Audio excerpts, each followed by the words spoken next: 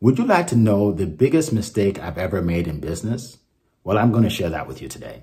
My name is Eric F. King, and many years ago, while I was living in Atlanta, Georgia, I was practicing law up there. I had an opportunity to go to this big event in California, a business seminar. And I was talking to one of my friends at the law firm, and he advised me not to go. He told me that it would be a waste of time and a waste of money. And he told me that he's been to events like that before. So I decided not to go.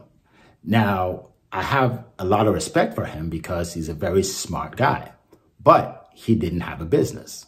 But I listened to him anyway because I had a lot of respect for him. I found out that I really missed a lot by not going to that event. And some of my friends that actually went, they came back with a lot more information than I had, and they ended up building a bigger business than me.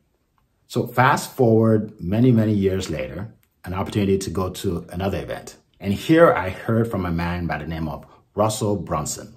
Russell Brunson is the founder of ClickFunnels. Okay, he built this company from nothing to hundreds of millions of dollars.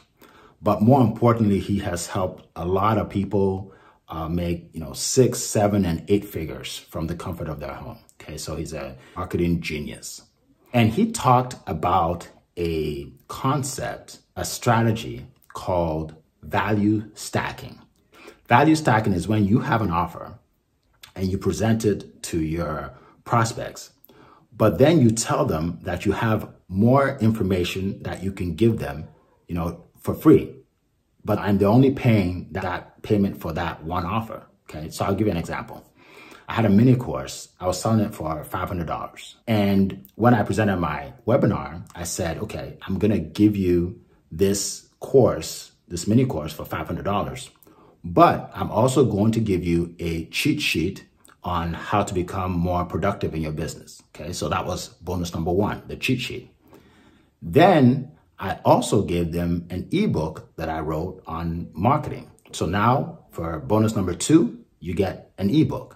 But then I also gave them another course, a course that I purchased. I got the rights to, the license to sell it, but instead of selling it, I just added it to the value stack. So now they get my course, they get the cheat sheet, they get the ebook, then they get the second course, all for $500. So obviously that's a great value. Right? So there were a lot of takers. A lot of people were interested. They clicked on the link. They got the course. What Russell Brunson talked about worked. Now, the next day, I got a message from a guy who was on the call the night before. And he said to me, he said that he was highly disappointed in me because of how I presented my offer the night before. He said, it sounds sleazy, or it sounds like an infomercial when you keep adding things to the offer, trying to convince people to buy. He said, what I should have done was just given the offer, the course for $500, and that's it, instead of going into all those other stuff. So typically I don't listen to critics, right? Because who cares what critics say, right? But in this case, I was a little curious about a few things. So I reached out to him and I asked him, hey, Theo, thanks for your feedback. I said, I'm curious, what do you do for a living? And he said that he is a manager at the local Applebee's, which is a restaurant. I said, okay. I said, so do you own a business?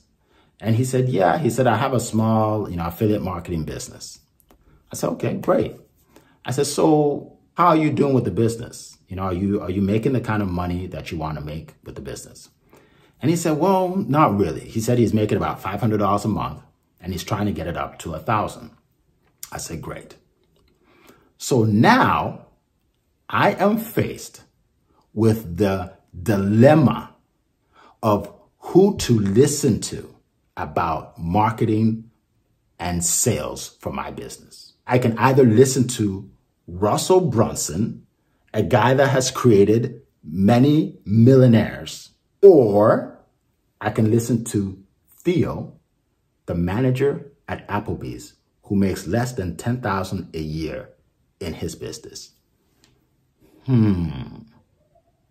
This is a tough one. Now, obviously, I'm being funny here, right? Because it's a no-brainer, right? It's a no-brainer. Who do you listen to? But here's the problem. A lot of business owners, just like I did, listen to the wrong people.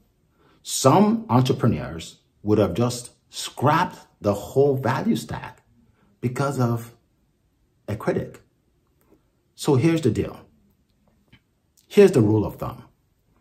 If you're faced with a decision and your so-called advisor is giving you advice, this is what you ask yourself.